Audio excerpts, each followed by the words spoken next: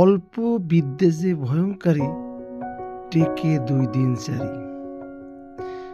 এক গ্রামের একটা ছেলে, ও শহর থেকে কটা ইংরেজি শিখে আসছে, মানে 3টে ইংরেজি শিখেছে, ইয়েস নো ভেরি গুড।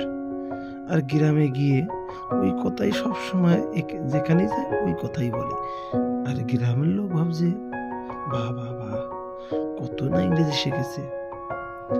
তা হঠাৎ করে গ্রামে একটা মার্ডার হয়েছে, পুলিশ এসেছে। পুলিশ আসার পরে বলে ওই ছেলেটা ডেকে নিয়ে তো এখন ইংরেজিতে, পুলিশ ইংরেজিতে কথা বলে, ও তো ইংরেজিতে কথা শিখেছে, গ্রামের একজন, ওকে সম্মান করে ডেকে নিয়ে আসার পরে এখন পুলিশ জিজ্ঞেস আসছে, এই মার্ডার করেছে কে? তুমি করেছো? বলছি ইয়েস।